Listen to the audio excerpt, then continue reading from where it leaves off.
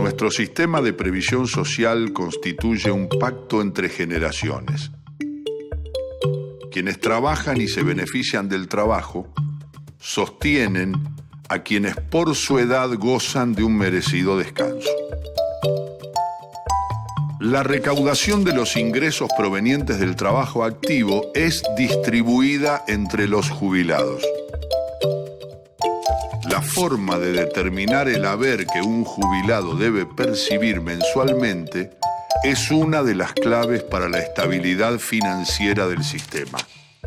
Una aspiración natural que tienen los trabajadores es poder tener una tasa de reemplazo alta de su salario. ¿Qué es la tasa de reemplazo? La tasa de reemplazo o la tasa de sustitución, que en Argentina está muy asociada con este concepto del 82%, es simplemente cuánto va a ser el monto de la prestación previsional que va a reemplazar los ingresos que tenía esta persona en actividad antes del retiro.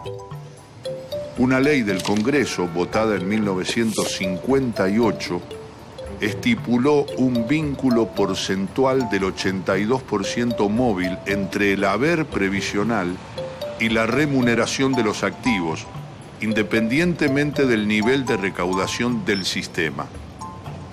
Esa tasa de reemplazo fijada determinó que la jubilación debe constituir una prolongación de la capacidad adquisitiva que tenía el trabajador en su vida laboral activa. La tasa se llama de sostenimiento, la cantidad de activos por pasivos, es extraordinariamente baja en la Argentina. Estamos prácticamente con un trabajador que cotiza por cada jubilado que tenemos. Y esto es muy grave porque implica que, imagínense, si yo jubilado quiero el 82% de mi sueldo, esto significa que al trabajador activo hay que sacarle el 82% de su salario. Nadie va a aceptar esto. Nadie va a aceptar que le quiten la mitad del salario. Hay un fondo de garantía. Ese fondo de garantía, si se diera el 82%, seguramente el sistema previsional argentino quebraría en poco más de un año. Para que nuestro sistema actual pueda cumplir con el 82% móvil exigido por la ley, deberían existir 4 trabajadores activos por cada jubilado. En nuestro país, en la actualidad, la relación es 1 por 1. Y si todos fuéramos al 82%, esto haría que aquellos que ganaban mucho dinero tuvieran derecho a ese 82%. Y los que no ganaban lo suficiente tuvieran el 82% de eso que no era no suficiente. Nadie que se considere progresista, que quiere un país más igualitario, puede defender que un jubilado pueda cobrar 30, 40, 50 veces más que otro jubilado solamente porque cuando era activo ganaba más plata y aportó más.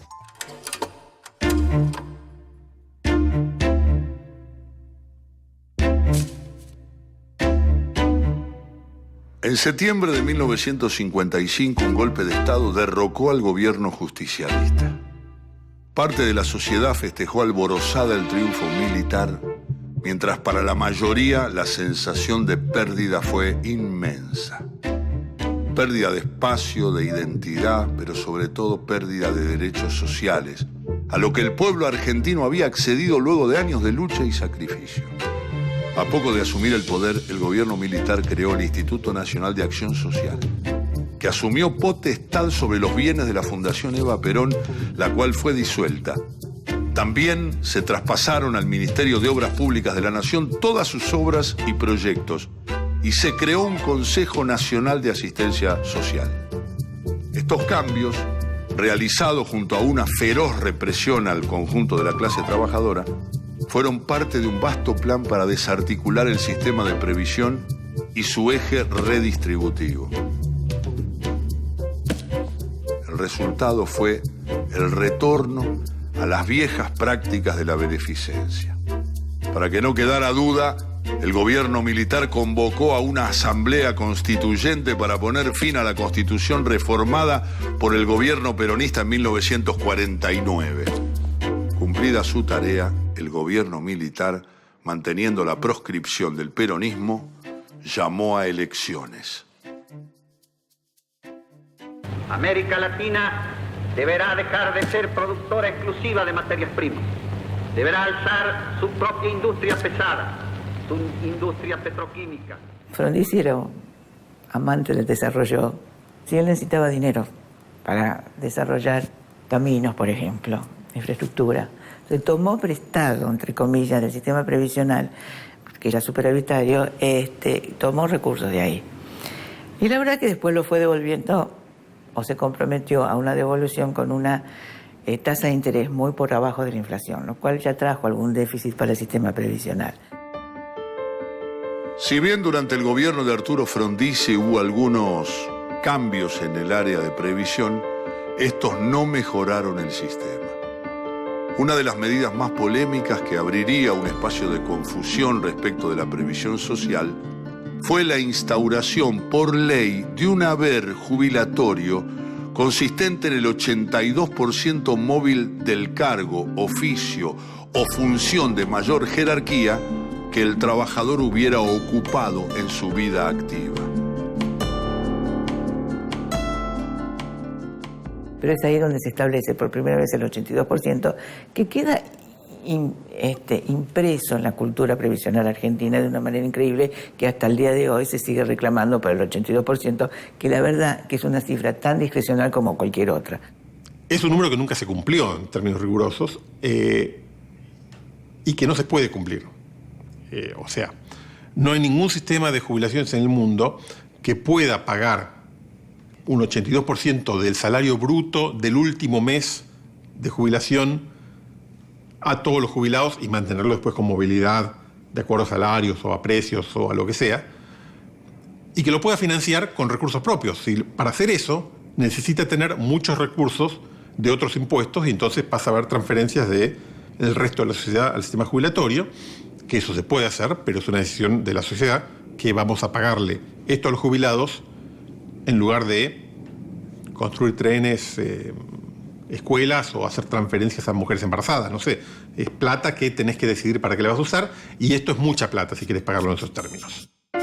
Buenos Aires, fue derrocado el presidente Frondizi. Asumieron el poder las Fuerzas Armadas.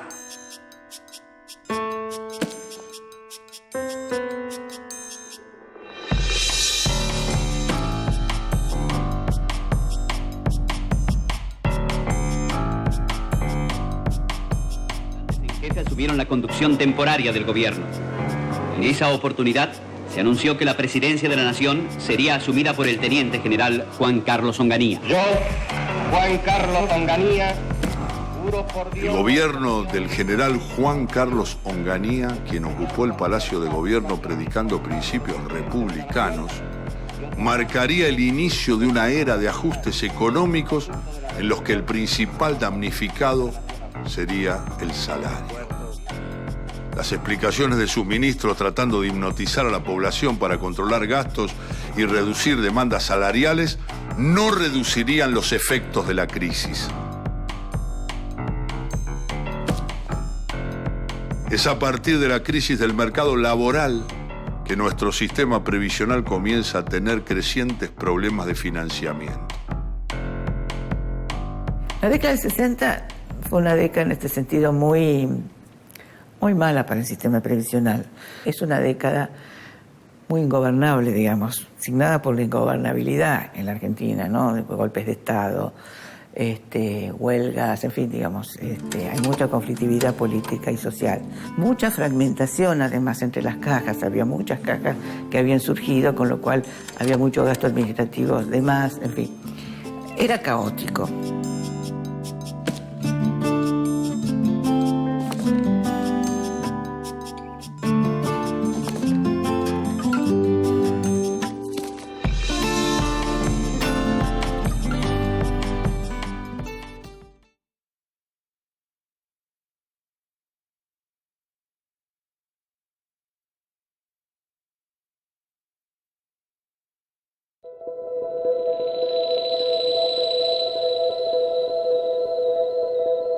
Sí, porque yo antes de jubilarme no pensé que me iba a jubilar.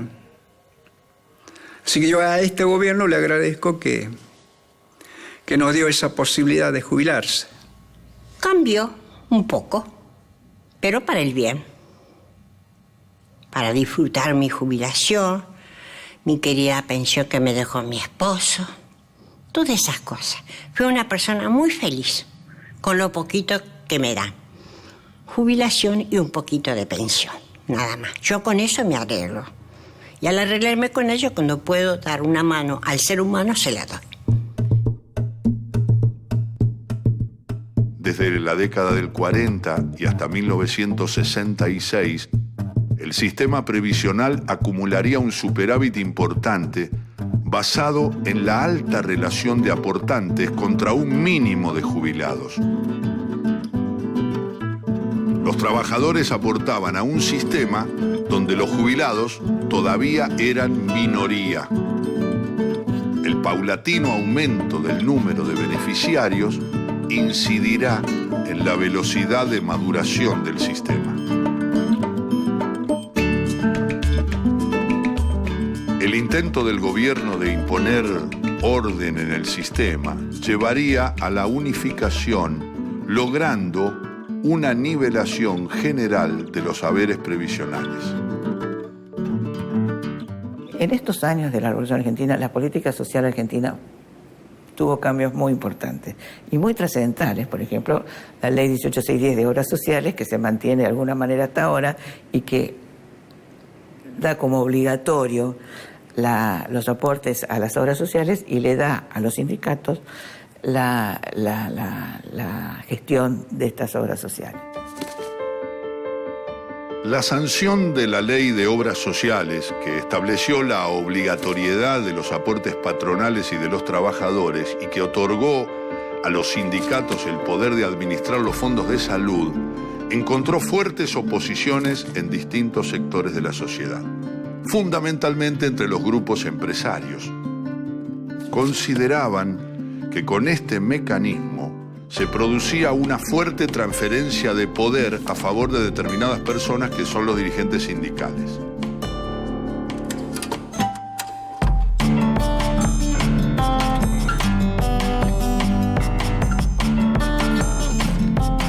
Tras el importante movimiento político desatado con el Cordobazo, en 1969 el mandato de Onganía padeció un rápido desgaste.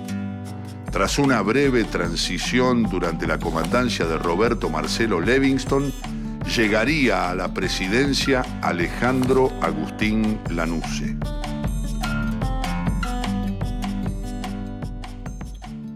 El Cordobazo que no fue solamente el Cordobazo, fue el Rosariazo, en fin, digamos, esos momentos de mucha intensidad de la lucha política argentina, hizo que el gobierno de la Revolución Argentina concediera cosas que 3 años antes parecía imposible. Una fue la Ley de Obras Sociales, otra fue la creación del Instituto Nacional de Jubilados y Pensionados, más conocido por el PAMI.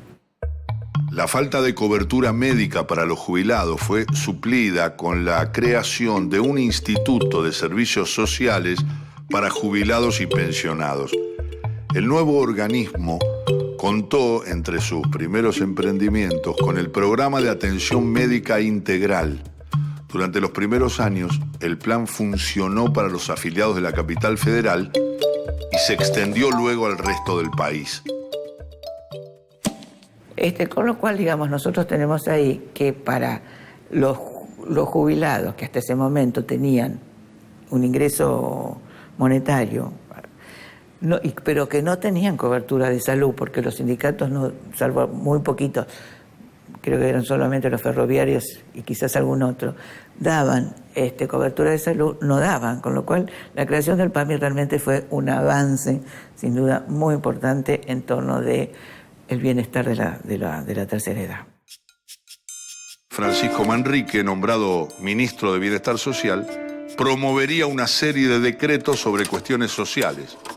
Una de sus creaciones más comentadas sería el PRODE, un juego de azar basado en partidos oficiales de fútbol cuya recaudación contribuyó a la financiación de campañas asistenciales. Los beneficios otorgados en el campo de la seguridad social no fueron suficientes para reducir la alta conflictividad política y social en los años de la Revolución Argentina. Más bien, resultaron el preámbulo del inevitable regreso del peronismo al gobierno. Pese al corto tiempo de gestión democrática, en los años 70 se destacan algunas medidas en el campo de las políticas sociales. El proyecto de Sistema Nacional Integrado de Salud, que iba a estar dirigido por un Consejo Nacional de Salud con participación de los distintos actores del sector.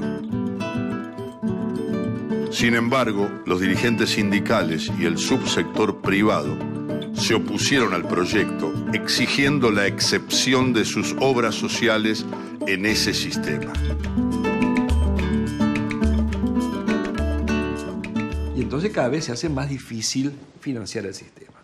Y esto es lo que condujo en la década del 60, del 70, a la crisis previsional muy importante. Es decir, era un sistema que no daba lo que prometía. Y esto implicaba una especie de sangría en los recursos del Estado que debía enfrentar acudiendo a otros fondos que no fueran los estrictamente previsionales. Entonces llegamos a la paradoja de que en realidad, durante un tiempo muy largo, inclusive en la actualidad, el sistema de pensiones y jubilaciones no se financia solamente con los aportes y contribuciones de los trabajadores, sino con el aporte del Estado adicional a través del sistema impositivo. Al final de ese periodo, la Argentina ya estaba comenzando a transitar su hora más aciaga. El golpe militar que puso fin al gobierno de Isabel Martínez de Perón desencadenó una represión no conocida hasta ese momento en el país. A la pérdida de los derechos cívicos y políticos se sumó ahora una política que cercenó, igual que en 1955, los derechos sociales. Desaparece a 30.000 compañeros, pero desaparece como sujeto central al trabajo y al trabajador. ¿Por qué? Porque el golpe del 76 viene justamente a instaurar el modelo especulativo global. Este modelo especulativo global es un modelo financiero. Su enemigo principal es el trabajo y el trabajador. Y empieza con un sofisma, con un engaño, lo que se denomina como proceso de reorganización nacional. Es un proceso entrópico de profunda desorganización social. Hemos logrado una sustancial reducción del número de agentes públicos. Desde algunas empresas del Estado que han disminuido dicho número en alrededor de un 30%, como los ferrocarriles, con cerca de 50.000 agentes, y YPF, con 15.000. En total del país, estimamos que alrededor de 250.000 agentes de la administración pública han salido de su esfera para pasar a la actividad privada. El sistema de reparto comienza a ser deficitario en forma estructural después de las transformaciones de la dictadura, donde el empleo formal decae, como yo decía antes, decaen los salarios y simultáneamente comienzan los patrones a tener que contribuir menos. Hay toda una serie de medidas que van, por un lado, limando esa capacidad de contribuir de los patrones. Recordemos que yo había hablado en ese momento que los aportes patronales eran del 15% originalmente, luego bajan al 12%, luego bajan al 10%. En 1980, desde el Ministerio de Economía, se decretó la eliminación de los aportes patronales al sistema previsional. Para compensar el déficit, se amplió la base imponible del IVA y se aumentó el gravamen, trasladando la obligación de los patrones a los consumidores. O sea, le saca a las empresas un costo del 15% y lo redistribuye entre toda la sociedad, entre los consumidores, para que vayan a financiar la pérdida de competitividad por la tablita, por la política económica de ese momento, lo carga a la sociedad en su conjunto y así avanza el sistema. La otra modificación significativa realizada durante la dictadura de 1976 consistió en un achatamiento generalizado de los saberes jubilatorios. Se aumentaba el monto de los salarios mínimos, dejando en suspenso el incremento de los saberes más altos.